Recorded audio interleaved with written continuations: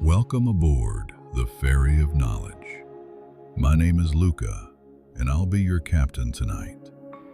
As we begin our journey, find a comfortable position, somewhere you can rest, and allow the day to slowly loosen its hold.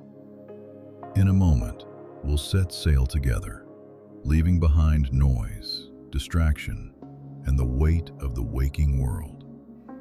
Take a deep breath in through the nose and out through the mouth as the Ferry of Knowledge quietly departs.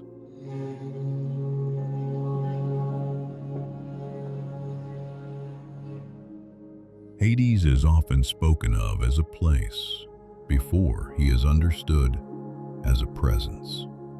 This story moves slowly through his world, not from the fear of the living, but from within the stillness he governs.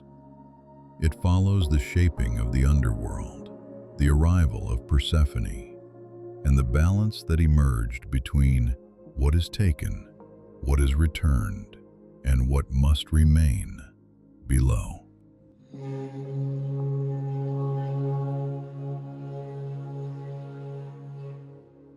Before the living named him, the world already required him. There were depths beneath the earth long before they were given form, spaces where sound softened, where movement slowed, where nothing rushed to arrive or leave. These places did not exist for punishment or reward. They existed because everything that begins must eventually come to rest. When the realms of the world were divided, the sky lifted upward and the sea spread outward, restless and loud. What remained fell inward, settling into the places where light thinned and time lost its urgency. This realm did not rise in defiance. It accepted its shape, and to it was given Hades. He did not claim the underworld through force. There was no struggle, no contest of strength. The realm received him because he fit it, measured, composed, unyielding without cruelty. Where others ruled through motion and command, Hades ruled through presence alone. Nothing escaped him, not because he chased, but because everything eventually arrived. The underworld was not darkness in the way the living imagined it. It was dim, yes, but steady. Fires burned without smoke. Rivers moved without sound. The ground held the weight of memory, layered with countless lives that had passed through without leaving chaos behind. Hades walked these paths without haste. He learned the names of the dead, not to judge them, but to place them. He understood that order was not imposed by fear, but by consistency. What entered his realm did not vanish. It was received, sorted, and settled. This was his task. Not punishment, not torment, completion. Above, the living spoke of him with unease. They imagined him as distant, severe, unwilling to bend. In truth, he was precise. Boundaries mattered here. Without them, the underworld would collapse into confusion, and the world above would feel the strain. Hades did not envy the sky or the sea. He understood something they did not, that to hold endings required more strength than to command beginnings. And so the underworld remained stable, until something arrived that did not belong to it. Not yet. A presence still tied to growth, to light, to the surface world's turning seasons. Her arrival would not shatter the underworld, but it would change how balance itself was understood.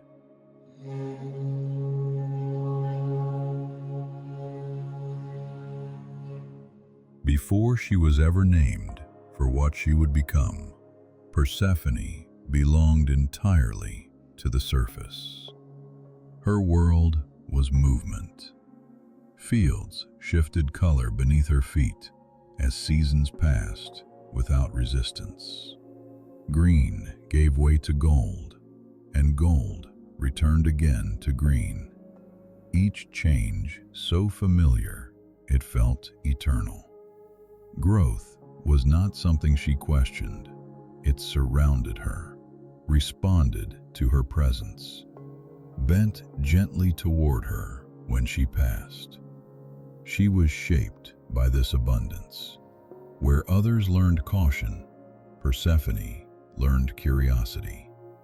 She moved through open land without fear of what lay beneath it.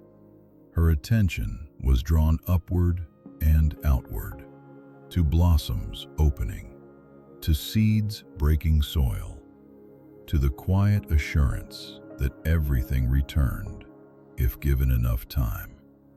Her mother, Demeter, watched closely. Demeter understood the cost of growth better than anyone. She knew that nothing emerged without effort, that every harvest required patience, and that abundance, once disrupted, could vanish quickly. She kept Persephone near, not out of control, but out of instinct. The instinct to preserve what nourished the world. Together, they moved in rhythm. Demeter tended the earth. Persephone followed its response. Where Demeter ensured continuity, Persephone embodied renewal. She did not command the fields. They answered her naturally. Flowers leaned toward her steps. Grain thickened where she lingered. Life responded not because it was ordered to, but because it recognized something of itself. This was Persephone before descent, unburdened by consequence, untested by separation. She knew nothing of endings, only transitions. Death, to her, was a concept spoken softly by others, distant and abstract. The idea that something could leave the world and not return had never pressed against her experience. The earth beneath her had never opened. But even in this fullness, balance was incomplete. The surface world flourished without acknowledging what lay below it. Growth moved upward endlessly, unmeasured by rest. Roots reached deeper, but never paused. Life expanded without considering where it would one day settle. This imbalance was subtle, invisible to those who benefited from it, felt only by the structure that held the world together. And so, while Persephone walked among flowers and sunlight, something beneath the earth was already aligned with her presence. Not in hunger, not in malice, but in recognition. The underworld did not reach for her. It waited, because what was coming was not a theft. It was a correction, one that would divide her life, reshape the seasons, and teach the world that growth without stillness cannot last forever.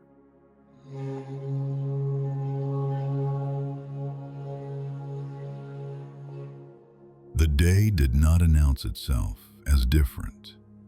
Light moved across the fields as it always had. The air held the same warmth, the same quiet promise of growth, continuing without interruption. Persephone wandered beyond the familiar paths, drawn by something small and bright. A flower, unlike the others, vivid against the soil, rooted where no bloom should have taken hold so easily. She knelt. The ground beneath her was firm, unremarkable. There was no warning in it, no tremor, no sound. For a moment, the world seemed perfectly still, as if it had paused to take a breath. Then the earth opened, not violently, not in anger. The soil parted with a deliberate precision, revealing a depth that had always been there, waiting for the right moment to be acknowledged. The opening was not a wound, it was a passage. From it rose Hades. He did not emerge in haste. He did not reach out with force. His presence carried the weight of certainty rather than urgency, the kind that does not need to explain itself. The air cooled slightly, not from fear, but from balance reasserting itself. Persephone did not scream. Shock stilled her voice before fear could claim it. She stood caught between movement and stillness, between a world that had always welcomed her and one she had never imagined entering. Hades did not seize her. He spoke her name, not as possession, but as recognition. What followed was swift, but not chaotic. The ground closed behind them as they descended, sealing itself with the same care with which it had opened. The surface world returned to its shape, unchanged in appearance, unaware that something fundamental had shifted beneath it. This was how the living would remember it, as an abduction, as a theft. But the underworld understood it differently. What descended that day was not taken from the surface. It was shared with what lay below. Persephone did not vanish. She crossed. And crossing, once begun, could not be undone by refusal alone. Above, the fields remained green for a time. Demeter searched when Persephone did not return. She moved through the land calling her daughter's name, expecting response, expecting the familiar rhythm of return. None came. As understanding dawned, grief followed. Not loud, not dramatic, but consuming. She withdrew her care. The earth felt it immediately. Growth slowed. Leaves dulled. Crops refused to rise. The surface world, so confident in its abundance, discovered how fragile that abundance was when continuity was broken. Below, Persephone arrived in a realm unlike anything she had known. There was no decay here, no rot, only stillness and order, a place where nothing rushed forward and nothing was wasted. Hades did not confine her. He did not demand allegiance. He allowed her to see, to understand what this realm required to exist at all. The world now stood divided. Above, growth without rest, beginning to fail. Below, rest without renewal, complete but incomplete. Neither could endure alone. The descent had not been a violation of balance. It had revealed where balance was missing.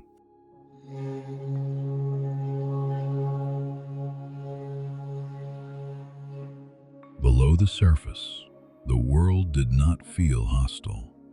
It felt settled. The air carried no sharp edges.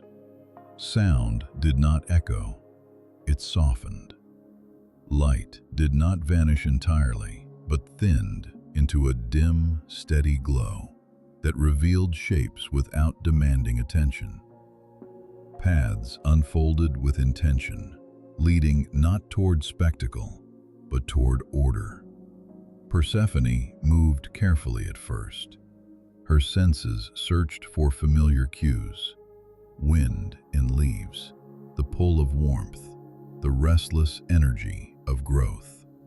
None of these answered her. Instead, she encountered a stillness that did not resist her presence, but neither did it yield to it. This was not the absence of life. It was the absence of urgency. Hades walked beside her, not ahead and not behind. He did not explain the realm as one might justify an action. He allowed it to reveal itself. The underworld did not need persuasion. It needed to be seen as it was. Rivers flowed without hurry. Their waters did not churn or glitter. They moved with purpose, carrying memory rather than motion. Souls gathered where they belonged, not by force, but by recognition. Nothing here was lost. Nothing was wasted. Persephone began to understand. Above, growth rushed forward because it feared stopping. Below, everything rested because it knew it would not be forgotten. The underworld did not compete with the surface. It completed it. She felt the weight of this truth settle slowly. Here, time did not stretch endlessly. It arranged itself. Moments did not accumulate into chaos. They found their place and came to rest. For the first time, Persephone encountered an ending that did not feel like loss. She was not confined. She was invited to observe. Hades did not command her attention. He did not claim her presence as victory. He governed the realm with consistency, not dominance. Where others sought loyalty through fear or reward, he maintained balance by refusing to blur boundaries. Persephone noticed how the dead responded to him, not with terror, not with devotion, with trust. This unsettled her more than anger would have. Trust implied stability. Stability implied necessity. And necessity implied that what she was seeing could not simply be undone by longing for the surface world. Yet she did long. She thought of fields and warmth, of the easy rhythm she had known. She felt the absence of her mother's presence like a hollow space within her. The underworld did not erase these feelings. It allowed them to exist without resolving them. This, too, was part of its truth. Hades watched her quietly, aware that understanding could not be forced. Balance required consent, not immediate agreement, but eventual recognition. He knew that Persephone could not remain unchanged, regardless of where she stayed. The underworld had shown her stillness. The surface would demand return. Between these truths, something new would have to emerge, not as compromise, but as structure. When Persephone finally stopped walking, she did not do so because she was tired. She stopped because she was thinking. The realm waited with her, because the next part of the story would not be decided by dissent or grief alone, but by a choice that carried consequences for every living thing above and below.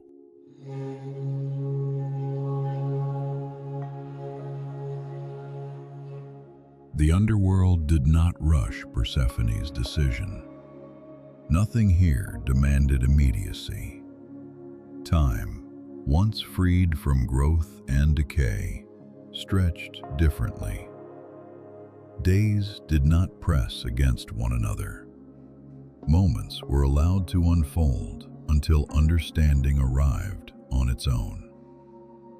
It was during one of these quiet intervals that Persephone was offered the seed.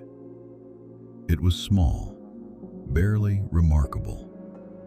A pomegranate rested in Hades' hand, its skin dark and taut, holding within it a promise that was not immediately visible. He did not present it as a bargain. He did not explain what it meant. In the underworld, explanations often arrived too early and distorted what followed. Persephone took it without suspicion. Hunger had not driven her. Curiosity had not either. The act was almost absent-minded, a gesture made before its weight could be measured. She tasted the seeds, their sharp sweetness unfamiliar, grounding, real. In that moment, something shifted. Food binds. To eat in a realm is to acknowledge it. To accept nourishment is to accept belonging. The seed did not trap Persephone, it connected her. What had been a visit now carried permanence. What had been observation now carried consequence. Hades did not intervene. He understood what had occurred as clearly as the structure of his realm allowed. The underworld did not claim Persephone through force or deception. It claimed her through participation, through the simple, irreversible truth that what nourishes also roots. Above, the surface world faltered. Demeter's grief deepened into withdrawal. Fields lay barren. The rhythm of seasons broke apart. Without Persephone's return, growth lost its renewal, and renewal lost its certainty. Life persisted, but without joy, without abundance. The imbalance could no longer be ignored. The gods gathered not to accuse, but to assess.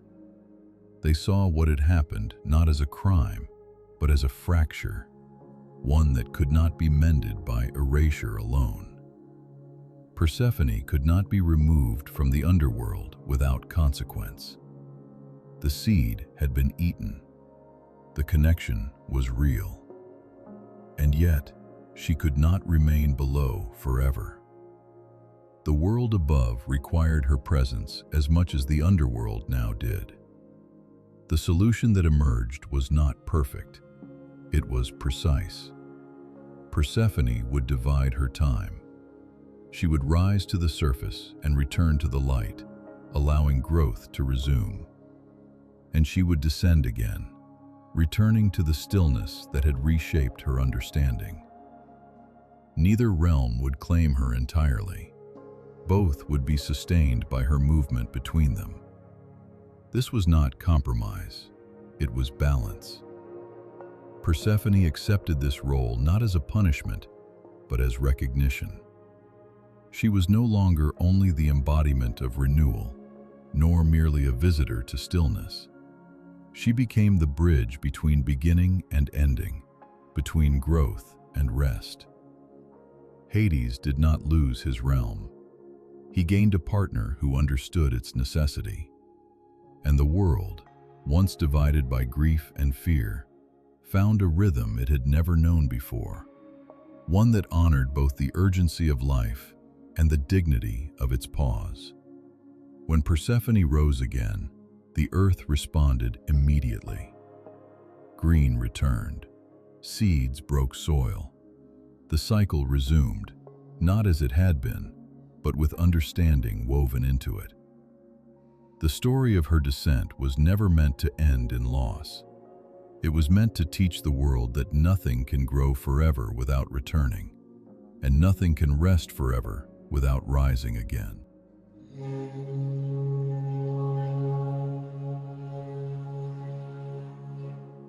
When Persephone returned to the surface, the change was immediate. It did not arrive as celebration or relief, but as response.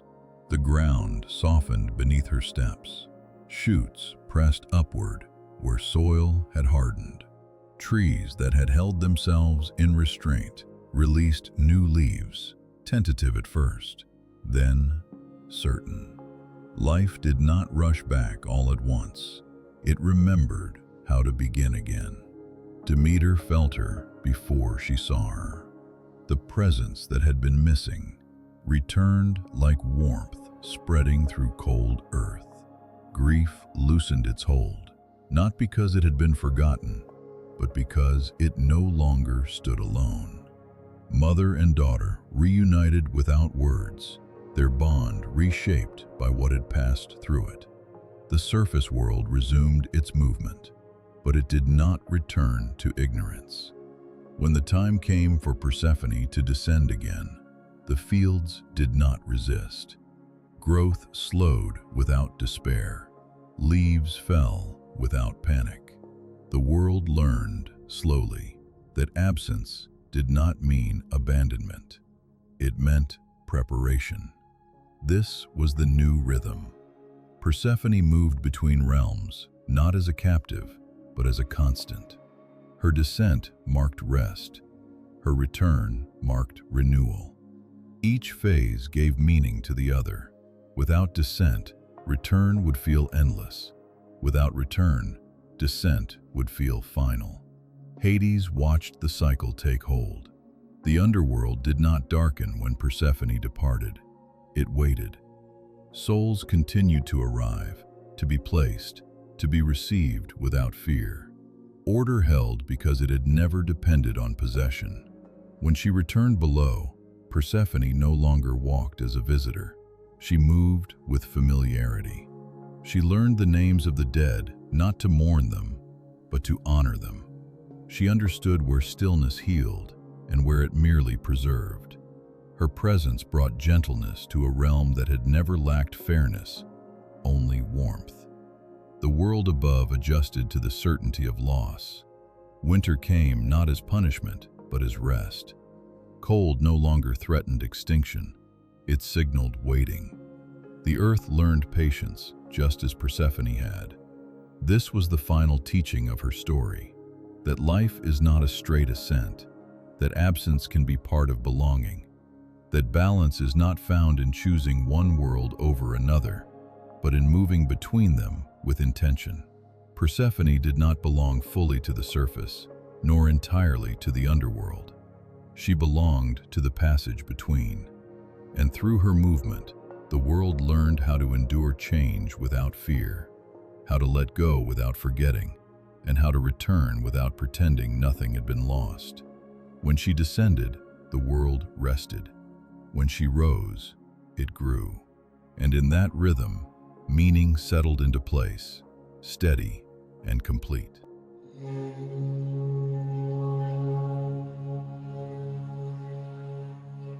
There were those who could have ended the story differently. Above all stood Zeus, whose word carried the force to break boundaries and redraw divisions with ease. He had done so before. He could have ordered Persephone returned fully to the surface. He could have undone the seed, erased the descent, and restored the world to what it had been. He did not. This restraint was not indifference. It was recognition. Zeus understood that balance, once revealed, could not be unseen. To undo what had happened would not restore harmony. It would conceal a truth the world had already learned. Growth without rest had failed. Stillness without renewal had proven incomplete. Persephone's movement between realms had corrected something deeper than grief. The gods observed the cycle settle. They felt its effects even in places untouched by fields or seasons. Time itself seemed steadier. Lives unfolded with a clearer sense of beginning and end. Mortals no longer feared winter as an omen of collapse, but accepted it as part of continuation. This mattered. It meant the story had outgrown intervention. Hades did not petition for more. Demeter did not demand less. Each accepted what the balance required of them. Power, in this case, was expressed not through command, but through allowance. The rare strength of letting a system hold once it has found its shape. Persephone, now changed, did not resent the structure of her life. She understood it. She carried light into the underworld and brought depth back to the surface. Her presence did not soften endings into illusions, nor turn beginnings into excess. She allowed both to exist without apology. The gods saw in her something uncommon, not obedience, not rebellion, integration. And so the world continued, not because it was forced to, but because it had learned how. The myth endured not as a warning, but as an explanation, one that did not rely on fear to be remembered, because sometimes the greatest act of power is knowing when not to interfere.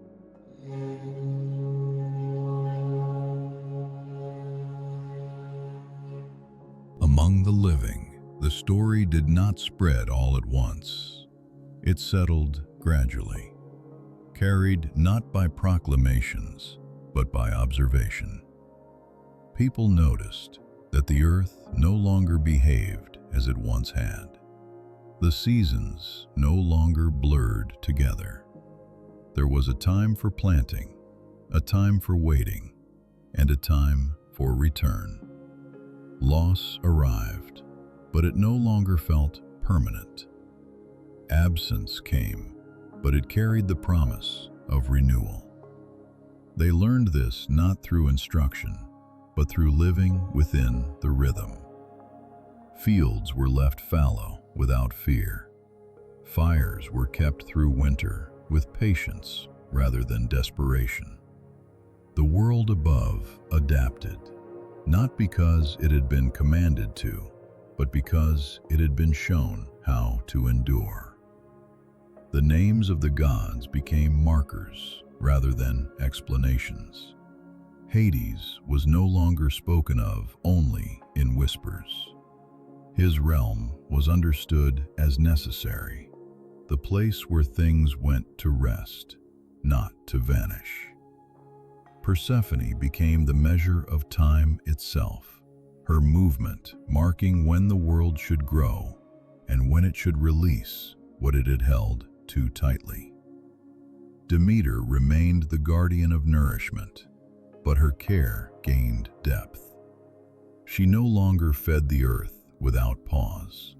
She allowed it to recover, to gather strength in stillness, knowing now that abundance demanded rest.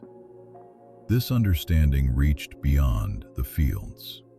People applied it to their own lives, even if they did not name it as such. They grieved without rushing to replace what had been lost. They waited through hardship with the knowledge that waiting itself could be purposeful. They accepted that some things must descend before they can rise again. The story endured because it explained something the world felt but could not articulate: that endings are not failures, that absence is not betrayal, that return is meaningful only because departure exists. As generations passed, details shifted. Some told the story as loss, others as love, others as theft or punishment. But beneath every telling, the structure remained unchanged. The truth that balance is not static, and that life moves forward only by learning when to let go.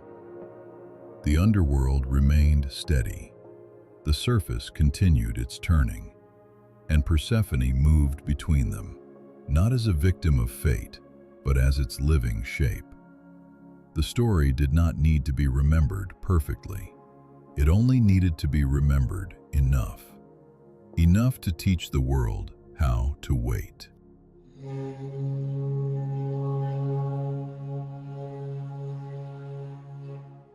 When night settles, the world no longer resists it. Darkness arrives as it should, not as a threat, but as a pause between movements. The earth cools. Fields lie quiet. What has grown rests without fear of being forgotten. What has fallen waits without urgency to return. This is the balance that endured. Below, the underworld remains steady, unchanged by seasons, yet shaped by them. Paths hold their form, rivers keep their pace. The quiet there is not emptiness, but completion, a place where nothing must strive to prove it existed.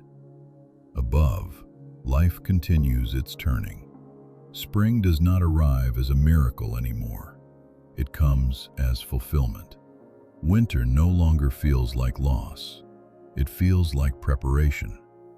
The world understands now that holding on too tightly exhausts what it loves, and that release, when chosen, can be an act of care. Persephone moves between these truths without conflict. She no longer belongs to a single place. She belongs to the passage itself, the movement that teaches when to begin and when to stop, when to gather and when to let lie. In her, the world found a way to accept change without fear and continuity without stagnation. The gods do not announce this balance. They do not need to. It lives in the rhythm of seasons, in the way people learned to wait, in the understanding that endings are not punishments and returns are not guarantees. What matters is the space between, the pause that gives meaning to both. And so the story rests, not because it is finished, but because it has found its place. The earth turns, the underworld holds, the passage remains open, and balance, once learned, continues quietly, doing its work without asking to be noticed.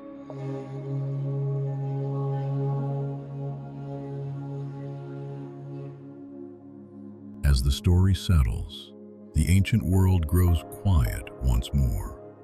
The places remain, even as the moment passes. Stone holds its shape. Paths rest where they have always been, worn smooth by time rather than memory. In Greek mythology, stories do not vanish when they end. They linger, not as events, but as presence. A mountain remains long after the footsteps have faded. The sea continues its slow movement, indifferent to names and outcomes alike. You can imagine the land at rest now. The palace stands silent beneath the sky. Columns catch the last light of the day before shadow returns. Courtyards empty, and the warmth stored in stone releases itself slowly into the evening air. Somewhere nearby, the sea breathes against the shore. Waves arrive without effort, then withdraw again, leaving the surface of the water smooth and dark. The horizon softens, and the line between sky and sea becomes less distinct. Time moves differently here. There is no need to follow it, no need to mark where one moment ends and another begins. The ancient world continues in its own rhythm, steady and unhurried. In these stories, gods once walked among mortals. Heroes crossed land and sea. Monsters rose and fell. And yet, what remains most constant is the stillness that follows. You might imagine a path now, not one that leads anywhere in particular, but one that simply exists. It curves gently through open land, bordered by stone and earth, familiar and unchanged. There is nothing required of you along this path, no destination to reach, no choice to make. The path continues whether you follow it or not. Above, the sky deepens. Stars appear one by one, distant and steady, placed gently into the dark. They remain unmoving, watching over land and sea alike, as they have for countless nights before this one. The world feels wide here and calm. Stories return to the places that shaped them. The sea keeps its secrets. The land holds its silence. And as everything settles back into its natural balance, there is nothing more for the story to do. It has found its place. And somewhere, beyond the edge of the land and the darkening sea, the Ferry of Knowledge continues its quiet passage, its lantern dimmed, its wake smoothing